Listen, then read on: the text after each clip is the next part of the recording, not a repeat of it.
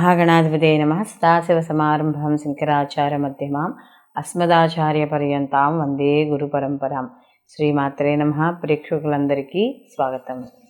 2024 సంవత్సరంలో ద్వాదశ రాశుల వారికి శని భగవాన్ యొక్క సంచారం వల్ల ఎటువంటి ఫలితాలు ఉండబోతున్నాయి, వీళ్ళు ఎటువంటి పరిహారాలు చేసుకోవాలి, అలాగే ఎటువంటి విషయాల్లో జాగ్రత్త వహించాలి, వీళ్ళకి అసలే ఈ సంవత్సరం 2024 సంవత్సరం శని గ్రహం యొక్క సంచారం వీళ్ళకి అదృష్టమా, దురదృష్టమా, లేదా లాభమా, నష్టమా అనేది మనం తెలుసుకుందాం. ముందుగా సహజంగా శని భగవానుడు కానీ చూసుకుంటే ఈయన ప్రస్తుతం కుంభరాశిలో స్వక్షేత్రంలో మూల త్రికోణ స్థానంలో ఈయన సంచారం చేయడం అనేది జరుగుతోంది. అయితే శని భగవానుడికి సహజంగా కానీ మనం కారకత్వాలు కానీ చూసుకుంటే శని భగవానుడు చాలా డిసిప్లైన్, మనకి ఆయనకంతా ఒక పద్ధతిగా ఉండాలి. అలాగే సేవాకారకుడు, పెద్దల యందు, గురువుల యందు, తల్లిదండ్రుల యందు ఎవరు అయితే ప్రేమగా వ్యవహరిస్తారో వాళ్ళ మీద ఆయన యొక్క అనుగ్రహం అనేది ఎక్కువగా ఉంటుంది. అలాగే ఈయన కూడా మనం ఈ శని భగవానుడు కానీ చూసుకున్నప్పుడు ఈయన ఓర్పు, ప్రతిదాన్ని కూడా చాలా ఓర్పుగా ఉంటారు. అలాగే ఒక నియమబద్ధత, ఇలాంటివన్నీ కూడా శనికి సంబంధించిన కారకత్వాలుగా చెప్తాను. అందుకనే ఎక్కడా చూడండి మూలలు కానీ ఎక్కడైనా ఇల్లు కూడా శుభ్రంగా ఉండాలి. ఈ ఇల్లుతో పాటు మనకు చెప్పేది ఏంటంటే ఆయన మలిన పదార్థాలు ఎక్కడా ఉండకూడదని, ఇలాంటివన్నీ చెప్తారు. కాబట్టి ఇల్లు ఎప్పుడూ కూడా ఈ శుభ్రంగా ఉంచుకోవాలి. శని ప్రభావం అంటే వ్యతిరేక ప్రభావం మన మీద ఉండకుండా ఉండడానికి ఇంటినే కాదు, ఇంటితో పాటు చివరికి మనం వాష్రూమ్స్ని కూడా శుభ్రంగా ఉంచుకోవాలి అని చెప్తారు. అలాగే ఇక్కడ రవి వచ్చేటప్పటికి కర్మకారకుడు, శని వచ్చేటప్పటికి కర్మకారకుడు. ఈ కర్మకారకుడైన శని భగవానుడిని యొక్క అనుగ్రహం పొందాలి అంటే ఆయన ప్రీతి కొరకై మనం ఇందాక చెప్పుకున్న విషయాలు అన్నీ కూడా చేయాల్సి వస్తుంది. అలాగే ఎక్కువగా మన చేత కర్మను చేయిస్తాడు, అంటే శ్రమింపజేస్తాడు. ఎప్పుడైతే శ్రమ అధికంగా ఉంటుందో ఆ శ్రమ చేసి చేసి మనకు తెలియకుండా మనలో ఉన్న ఒక టాలెంట్ని బయటికి తీయడం అనేది కేవలం శని భగవానుడికి మాత్రమే సాధ్యమైనది. ఎందుకంటే మిగిలిన గ్రహాలన్నీ కూడా అవి అంటే ఆ స్థానాల్లో బాగుంటాయి, మనకి మంచి ఫలితాలు ఇస్తాయి, లేకపోతే లేదు. ఒకవేళ ఆయన వాటి వచ్చే మహర్దశల్లో కానీ అంతర్దశల్లో కానీ అవి ఇచ్చే ఫలితాలు ఇచ్చి వెళ్ళిపోతూ ఉంటాయి. కానీ శని భగవానుడు అలా కాదు. ఆయన ఒకసారి ఒక జీవితంలో ఒక స్థాయి కానీ ఇచ్చాడు అంటే అది తొందరగా పోదు. ఇచ్చింది తొందరగా తీసుకోవడానికి ఇచ్చాడు అంటే స్టాండర్డ్గా ఉంటుంది అని అర్థం అన్నమాట. కాబట్టి అలాంటి శని భగవానుడి యొక్క ఈ సంచారం వల్ల, కుంభరాశిలో సంచారం వల్ల ద్వాదశ రాశుల వారికి ఏ విధంగా ఉంటుంది అనే విషయాన్ని ఇప్పుడు మనం తెలుసుకుందాం. మకర రాశికి అధిపతికి శని భగవానుడు. అయితే ఇక్కడ శని భగవానుడు కర్మకారకుడు, అంటే శ్రమను ఎక్కువ చేయిస్తాడు. అందులో వీళ్ళకి ఏలినాడు శని యొక్క ప్రభావం 3rd ఫేజ్ నడుస్తోంది. ఈ ఏలినాడు శని యొక్క ప్రభావం వల్ల కొంత వీళ్ళు వ్యతిరేక ఫలితాలను కూడా పొందడం అనేది జరుగుతుంది.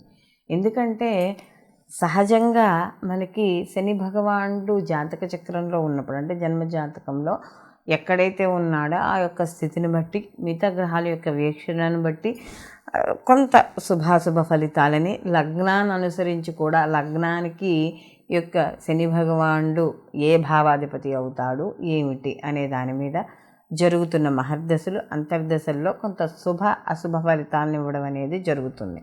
ఇది జన్మజాతక ప్రకారం. గోచార ప్రకారం సహజంగా చూసుకున్నప్పుడు ఎంత వాళ్ళ సొంత రాశి అయినా కూడా, ఎందుకంటే ఆయన ధర్మానికి ప్రతీకగా చెప్పడం అనేది, ఎక్కడ ఎవరైనా ఒకటే అనే భావనతో ఉంటాడు. కాబట్టి శని భగవానుడు తన సొంత రాశి అయినా కూడా కొన్ని ఇబ్బందులు పడ్డం అనేది మకర రాశి వాళ్ళు అనేది జరుగుతోంది.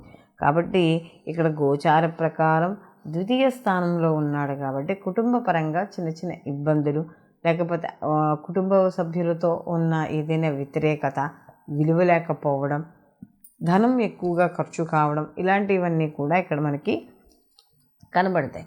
అలాగే ఎవరైతే విద్యార్థులు ఉన్నారో వాళ్ళకి కాస్త కొంచెం శ్రమ అధికంగా ఉంటుంది. ఎవరైనా ఉపాధ్యాయులు చెప్పినవి వెంటనే బుర్రకెక్కవన్నమాట. కొంచెం టైం పడుతూ ఉంటుంది. కాబట్టి అలాంటి విషయాల్లో విద్యార్థులు కాస్త జాగ్రత్త వహించాలి. ఉద్యోగస్తులు కూడా కాస్త కష్టపడితే కానీ తగ్గ ఫలితం అనేది దక్కదు. అలాగే ముఖ్యంగా ఇక్కడ ఏమవుతుంది అంటే ద్వితీయాధిపతి అయ్యాడు. జన్మ ద్వితీయాధిపతి అంటే తనూభావాధిపతి అయిన కుటుంబాధిపతి అయ్యాడు. కాబట్టి కుటుంబానికి సంపాదనకై ధనకారకుడు కూడా కాబట్టి ఈ రెండింటికి అధిపతి కాబట్టి కుటుంబం కోసం, కుటుంబ వృద్ధి కోసం వీళ్ళు ఏం చేస్తారు అంటే కుటుంబానికి దూరంగా బతకడం, అంటే ఉద్యోగరీత్యా కాస్త దూరంగా వెళ్ళి బతకాల్సి రావడం అనేది జరుగుతుంది. అలాగే వీళ్ళు ఎక్కువగా కూడా కొంత నియమనిష్టలతో, అంటే మేము ఏదైతే పని చేస్తున్నామో ఆ పనిని చాలా పర్ఫెక్ట్గా చేయాలనుకుంటున్నాం, ధర్మబద్ధమైన పనిని ఎవరైతే చేస్తారో వాళ్ళకి శని అనుగ్రహం అనేది సంపూర్ణంగా, అంటే మంచిగా ఉండడం అనేది జరుగుతుంది. అలాగే పెద్దల్ని గౌరవించడం.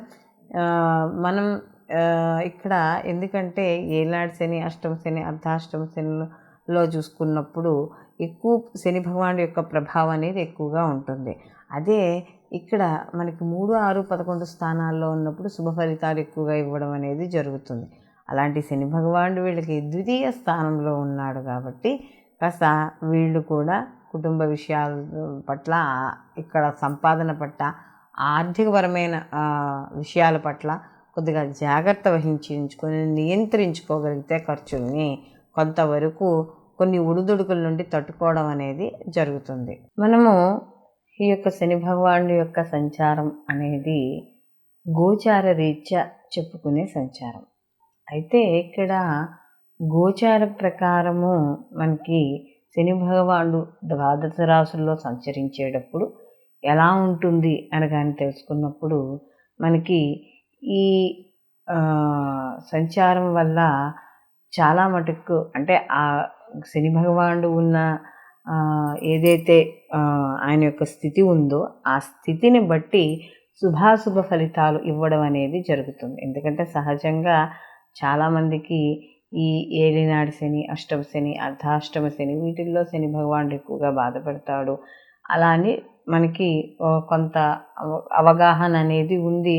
అందులో కొంత వాస్తవం కూడా. ఎందుకంటే జన్మజాతకాల్లో ఉండే ఫలితాలకి, గోచార రీత్యా ఉండే ఫలితాలకి కొద్దిగా వ్యత్యాసం అనేది ఉంటుంది. అందుకనే శని భగవానుడి యొక్క అనుగ్రహం పొందడానికి చాలామంది ఏం చెప్తారు అంటే, ఆయన యొక్క అనుగ్రహం పొందాలి అంటే ఎక్కువగా దైవారాధన మనం చేయాలి. అలాగే కర్మను ఎక్కువ చేస్తూ ఉండాలి, సేవా కార్యక్రమాలు ఎక్కువ చేస్తూ ఉండాలి, ఎవరికైనా దానం చేస్తూ ఉండాలి.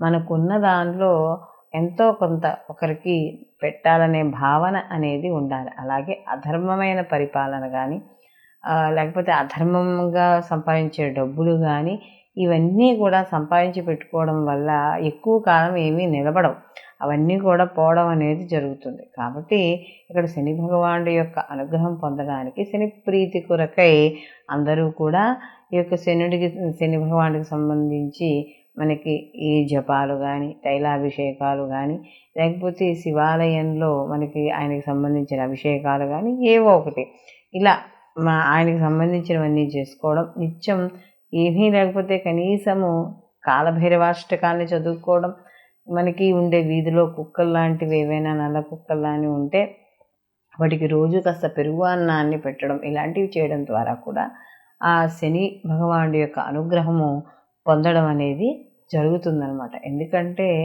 ఇక్కడ శని భగవానుడు ఎవరు ఏది ఇచ్చినా ఇవ్వకపోయినా కూడా మంచి ఎంతలా ఇస్తాడో అనిచ్చే చెడు ప్రభావం కూడా అలాగే ఉంటుంది. కాబట్టి రెండింటినీ తట్టుకోవాలి అంటే తప్పకుండా ఆ శని భగవానుడి యొక్క అనుగ్రహం ఉండాలి. కాబట్టి అందరూ కూడా వాళ్ళ జాతకాలను అనుసరించి, గోచార ఫలితాలను అనుసరించి తప్పకుండా ఈ శనిగ్రహానికి సంబంధించిన పరిహారాలు పాటించడం ద్వారా జీవితంలో అత్యున్నత స్థాయికి వెళ్ళడం అనేది జరుగుతుంది. సర్వే జనా సుఖినో భవంతు, లోకా సంస్థ సుఖినో భవంతు.